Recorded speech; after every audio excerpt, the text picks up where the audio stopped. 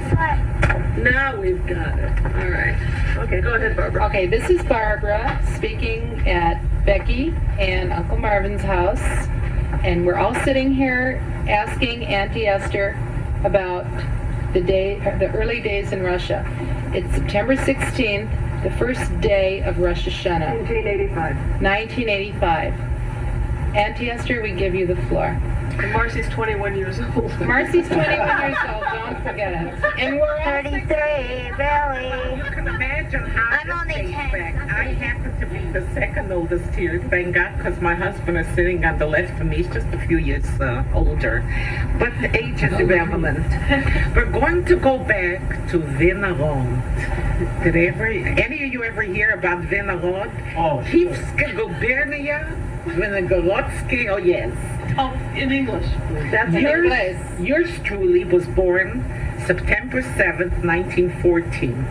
Well, that's what my parents told me. They didn't have calendars then anyway, but the snow was already melted on the ground and they were ready for the new year, so they figured out around, could have been the 7th, the 8th.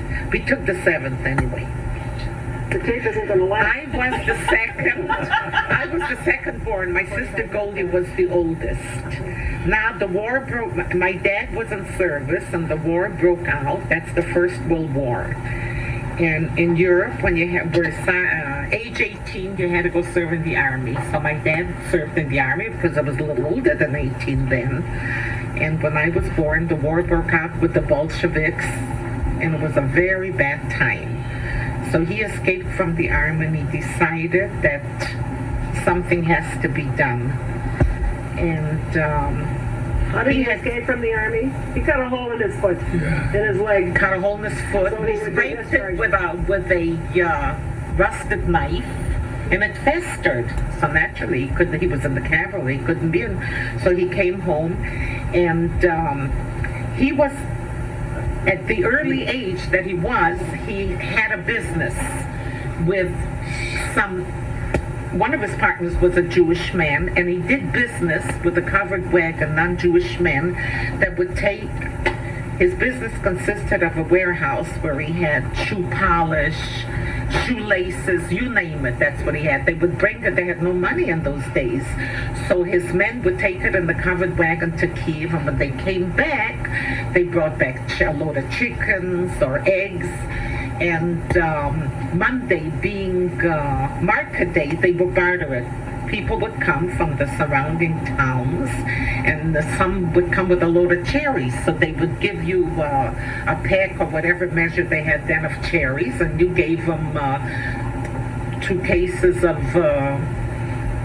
strawberries or whatever it is, the money, because they got along. They had everybody mostly had their cow or their goat, so they had a way of maintaining themselves. Now conditions got worse, and the Bolsheviks were coming. So one night he heard a knock on the door, and one of his non-Jewish friends said, "Motka, yeah, take your family and run," because the Bolsheviks are like about 10, 12 miles. Well, years ago they didn't have helicopters or cars, so, but the horse and wagon took time. So he bundled us up, but we all went together, my grandmother and my mother's side. How much notice did you have that you were leaving? Maybe 40 minutes. And he didn't have to call beacons because the furniture was all packed. Turn off your telephone? And we didn't have to call the electric company. We didn't have to turn off the toilet because the dogs took care of that department in the back of the house. And we took our Saks Fifth Avenue and Neiman Marcus clothes and put them in the Gucci garment bags. And off we went. Yalla, we were on the way. So, On the way to where? on the way to Romania, the Nesta River. Wait, I have a question. I have to stop you right there. Go ahead. Because I thought with them coming that time, that's when Zayda was coming home from temple and he had a hide, and you didn't see him for 3 or 4 days, and you thought that he was killed. Well, that was before then. Yeah, Well, all right, let's I not skipped a skip few. any stories. Okay. My Okay, go ahead, yeah. My friend, they escaped. Well, they didn't escape. They let them go from Russia, and they went straight to Romania house. Yeah, no, Zayda, I'm going back. Sorry, listen, I'm not experienced. But in a few more episodes, you'll get better because, you never walk before you crawl. So I'm still in the crawling stage. Well, my dad served the army, and as I say, he scraped his leg and he escaped once, and then he escaped twice, and he came. My grandmother on my mother's side had a slaughterhouse, and we hid them. They made they always had boards to heat up the house. Again, they didn't have any central heating, so it was with coal or with the wood. So they had a lot of wood. They went and separated it, and they dug a hole, and he got in the hole and he hid. Soon they came from the army, and they were looking for him because he was missing. And they came, actually, they looked at that in the place where he was hidden, the slaughterhouse. And my father, who happens to be your grandfather and your great-grandfather, said that he was laying there and he heard the men talking, but in the meantime, a mouse got in his back. And he couldn't move because they would see. But then they looked around and they didn't find him, so they left. And on another episode, his friends came and took us, and all his non-Jewish friends, they really took their life in their hands. They hid us on top in their shed, on the attic. And again, the Bolsheviks came to look for the Jews. They said they weren't there. I guess it was just our luck. It was supposed to be that we were spared and the others weren't. To make a long story short, with that, my father was quite a wealthy man because he made a lot of money being in business and going to Kiev and bringing back, well, they didn't have money then, but he had a lot of silverware and a lot of gold. So he gave it all to these non-Jewish men so they should smuggle us across the country. So where did they take? We couldn't go to America because the quota was closed and we didn't have any money for it. Although he had a brother in America who also ran away from Europe when he was 16 years old, and he was in Milwaukee. But first we went to Israel, and as I said, Crossing the river? by crossing the Nesta River by foot. How long did that trip take? And that trip, well, I can't remember actually, but it took about, because I would say it took about 4 or 5 days, because in the meantime, see, they knew it was just like with the people from Mexico that go across the border. They had done that before, and they knew people along the way that they would leave us off, that would stay. Let us stay. When it got light, you couldn't do it. You only had to. And where'd you get food? And the food. You carried it with you? We took along. And in fact, were there other people doing the same thing? The same thing. But we went with our family, like grandma and the grandmother on my father's side, and the grandfather were left. And some friends too, because then we had a friend, Mr. Sinitsky. I was just going to say Zayda paid him money. He was a single fellow and he didn't have any money. So he paid him and he put Aunt Hilda in a bag. And he carried her on this bag. In a sack? In a sack, yeah. So the 5 of us, there was Goldie and myself and Uncle A.B. and Dorothy, and Hilda was the baby, so he carried her in a sack. And you could walk? Yeah. How old were you? 4, oh. 4 and a half, and then Goldie was 6, and then yeah, sure. And then as we crossed the Nesta, we heard that I don't remember exactly what time of the year it was. Yeah, but it was winter because you had to wait for the river to freeze. That's right. See, but as we were going, we heard other people. We heard noises and screeching because the ice broke and they drowned. Oh my God. Who did? Other people did, but Other people that were trying to but each one, each one to each his own, took care of his own, thing. Yeah, it was very sad. Well, anyway, they brought us to Romania. And you heard gunshots too, didn't you? On the way, yeah. But we were just There were spared. houses to sleep in. Like it was all arranged. It was all arranged. These fellas and these men knew that. Then when we came to Romania, they brought us in. It was like an empty church or a big home, and we sat there. It's just like the Salvation Army, somebody that had a place for us, and we sat there, and there were people there from an organization gave us a nice meal, and we felt we had a haven of refuge. At least it was peaceful there. Now, Zayda, being the type of man he was, he walks out the next day and he says, well, this won't do. We have to find a way to make a living. So he found a candy factory somewhere. They were making candy. So he comes home. Well, he was a strong man with 2 bags of nuts, walnuts on his back. Must have weighed about 100 pounds. And he sat us all down. So this one, after we didn't have utensils, he found rocks outside. So he said, whatever, he made arrangements with the people from the factory. And they knew that 100 pounds of walnuts, when it's shelled, has to weigh X amount of money, X amount of pounds. So we sat down and he gave us each little rock. And we used to crack the nuts. But he warned us, here we were 5 children, the oldest by then about 5 years old, you're not to eat any of that because this is weighed and we have to get paid for it. And what you eat, we won't get money, and I have to go out and buy a piece of meat for that. So he would bring it back to the candy factory, and that's how he made a few dollars there. But we weren't in Romania long until we heard, because we had people from our town that were already going to Israel. So Palestine was then. By then it was 1921. So you see, we were in Romania about 4 or 5 years. Well, I was 4 years old, 14 to 18. Oh yeah, 3 years we stayed there. So we went to Palestine, and we got there. I don't really remember how we got there, but we got there. Didn't the Hayas help you? Yeah, that's right. That's Hayas. That's why we got to Palestine, to Israel. And he had the landsman, like you say, people from the same town. So we sat down. So there, they built, what is the car now was called Innovation On, like on the Beverly Hills, high up in the hills. And there they built tents, and we lived in tents.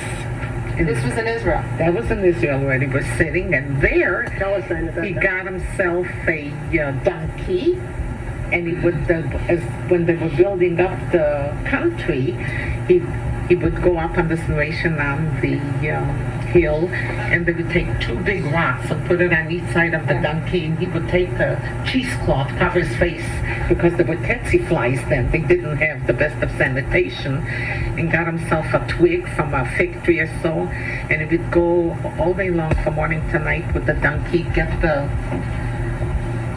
bricks or the stones down to the port. That's where they were building the rocks, and then back again. At the end of the day, he made 5 or 7 cents. That's what they paid him. And he brought that home to Grandma, and she would buy a piece of meat. But she had a twilight job. She had a second job. She took on washing from the Chalutzim. Those were the young Israelis that came there to build the country. Young fellas, they came away from Poland or from they were alone. So after all, they wore the little shorts, she was going to wash them. So Grandma would wash them for them. And they probably gave her another few nickels. And that's the way we made a living. Until one day, we get a letter from Milwaukee, from my uncle. That's my father's brother, who I said before, Uncle Louis, who escaped from Russia because he didn't want to be in the army when he was 16 years old. And we got in touch. I guess Grandma wrote him a letter once, and she said, well, everything's all right. She says, but I'd like to go to bed sometime to know that my children have enough food in their stomach, because she didn't have enough to eat. I remember many times saying, Mama, how come you don't eat any meat? She used to say, well, I don't like it. Well, there just wasn't enough to get along on. Oh, in the meantime, I forgot to tell you that my mother became pregnant. Being a young girl, I used to say, you don't have enough to feed us. What do you need another one yet? So she says, that means close your mouth. When you get married, you'll see what happens. I guess, listen, what other entertainment that they actually have, and they didn't have the pill, and they didn't have this and all that, So we had my darling baby sister, Becky, was born. And she says, each child brings you luck. And she did. Because of her, I guess we landed in America. Anyway, my uncle sent us money to come to America. Thank you, Becky. My uncle sent us money money to come to America, but there was another question. Now, we had this little baby who's called a Sabra. She was born in Israel, Palestine then, and they wouldn't let any of their citizens out. So when Grandpa went to get the visa and the cards, the tickets, they said, you're taking a chance. We're telling you that your money's going to be wasted. You're going with your other children and your wife, but they won't let this baby in because she's an Israeli citizen. He says, well, I'm just going to take my chances. And we did. We got on the steerage boat. So another story. That's another story by itself, you know. And with all the, I'm telling you, well, we didn't go with first class, second class. They didn't go on the Queen Elizabeth. I don't know if that was, I don't know if that was a class 15, but it was, that's the class we were at. My sister Hilda got lover. She didn't have too much fruits and vegetables, but the movement she had, movements. I mean, movements. I should have them, but They always talk about that all the time. and Zayda, every time, all the blankets and everything. Well, they went in the ocean, the fish had a good time. Finally, we didn't come to Ellis Island in New York. We went to Providence, because Grandma had an uncle, the only rich one on our side, Uncle Lakin, who had the New England Provision Company. He dealt with salamis and meats, non-kosher, and he was her uncle, my grandfather. Well, sure, was very wealthy, Uncle John Lakin. And so we landed in Providence, Rhode Island, and he came and he met us. And from there, we went on to Milwaukee. Oh, yeah, so when you're supposed to clear customs and that, the people come in, they were talking English. We didn't know what they were saying. So people said, here they looked at our passports, and again, there's this baby that's a Sabra. She was born in Israel. They said, no, we don't know what to do, you know, that. They really were going to turn us around and send us back. But again, as luck would have it, I guess we were born the right time under the right star. One of the men said, how can you do it to the whole family of a child like that? Let them in. So they let us in, and that's how we came to America. From there, we took the train, and we came to Milwaukee, Wisconsin. My Uncle Louis came with a truck and met us at the station. This Union Station, whatever it was, and here we were, 8 people, 6 of us. What was the year? 1921, 21 or 22. 22. Now we were 8 people, and he came, sat us in back of the truck, and brought us. I was 23. Actually. Well, Uncle Louis came. My mother and my father and Becky sat in front. And we were in the back. We don't know. So he brings us up to 11th and Vine, and he himself had 6 children. Now they were American, and we were. And I must tell you the truth. I love my cousins now, but they didn't cherish the fact that we came and shared with one bathroom. 14 people. Wait, how about 16? Auntie Friday stayed with them. What language were you speaking? Jewish. Yiddish. Auntie Pearl had her mother, and her brother Benny, and Auntie Friday was there. 15 people with one bathroom, but it wasn't such a small flat. She had a sunroom. Did you take turns with the hairdryer? Well, anyway, but my Uncle Louis was crazy about it, so whatever the father said, that's what, especially, you know, I don't care if she ever listens to the same, my cousin Grace, we used to call her the fancy lady. She really didn't like us. She didn't like her Russian cousins. We came and took over. But you must have, did you speak only Yiddish? She was always Yiddish. No, Grandma and Zayda spoke Russian. We spoke Jewish, but it didn't take long. We were there about a week, and Grandma had cousins there. In fact, there was one, they called him Moshka the Soldat, the soldier. He was in the First World War. Mushka? What's Moshka. that? Oh, Mushka, like Morris. And I was named after his mother, you see, cousins. And he took a liking to me, so he went out and bought me wardrobe from, I don't know, I think W.T. Graham on the Soundtown. But I was dressed nice. Yeah. Then Uncle Louis found us a flat for $25 a week. a month on 10th and North. That was 10th and Lloyd. We called it, I'll never forget, Redbeard. Why do we call it Redbeard? This man had a red beard. This man had a red beard, and he lived downstairs. He had a grocery store, and we had to go around the back. And one brought us, I'll tell you, I wish we'd have the furniture now. They got us together furniture from the rack shops. What do you call those metal beds? When you lay down in the middle of winter, this was a flat without heat, I want you to know. But I guess when you're young, you can take metal beds. And Listen, this when one you brought came us from, that was luxury. well, and we also had a storage room, I want you to know, for fruits and vegetables. And that was the beginning of our life in the United States. Then Uncle Louie had a truck, as I say, and he was a peddler. He used to go to the country and take like a load of chickens, come back with a load of potatoes. So what was he going to do with his brother that came from the old country? My father had a friend that had he candled eggs, so he gave him a job for $25 a week. But he used to go down in the basement, and he would start at 8 o'clock, 7 o'clock. But when he walked out of there at the end of the day, his eyes from being in the dark, and when he brought home the first check, $25 a week, Grandma lifted her hands, and she says, "Thank God I could go buy a couple of loaves of bread, I could buy a herring." And with all that, and you gotta live and save $1 for a rainy day. She said, there's a rainy day in America, we gotta save for a rainy day. Well, after he worked there 3, 4, 5 months, he got another job. He bettered himself.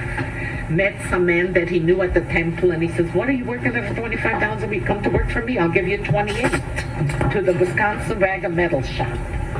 Well, that was a step in the right direction. So he worked there for a while, and then his brother said, you got to be in business for yourself. So he got him a horse and wagon. He went and bought the horse and a wagon, and he taught him how to, he says, today we'll go down to Broadway, and we'll buy a load of potatoes. And you holler, and he showed them the South Side because they had big families, Polish people. After all, Milwaukee is a hard-working town. They have Alice Chalmers and Harnish Fagers and Harley Davidson. Yeah, industrial. So the South Side had big families. So when he bought him this horse and wagon, he said, you holler, potatoes!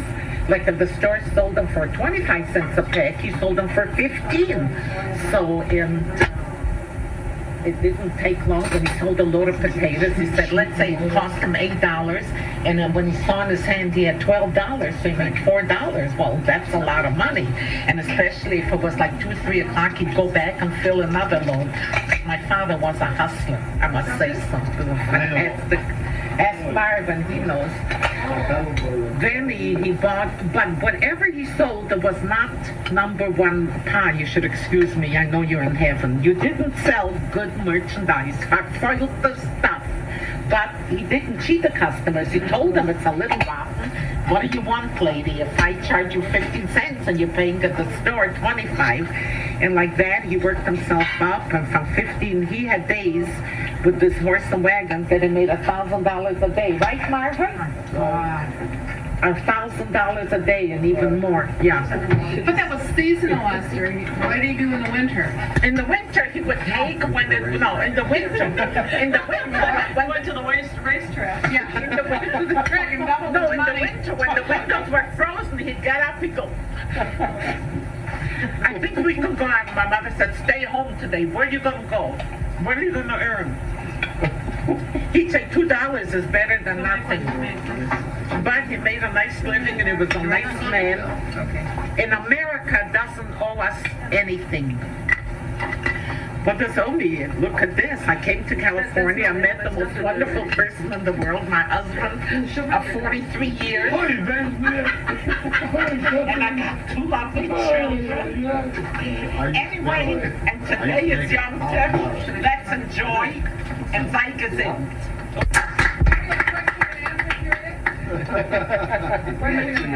Unless you want to stay over the weekend. I'm going to say like Zena says. I said Zena. I'm Esther. Yeah. My friends were from Marsha, and That's a good story, and Esther. when the kids at school found out that they were Jewish, you know, they have this area where they put their like jackets and stuff, and they just ripped off their jackets, and just because they were Jewish. Yeah. No, the sugar. Marcy, Here's a part. Same thing.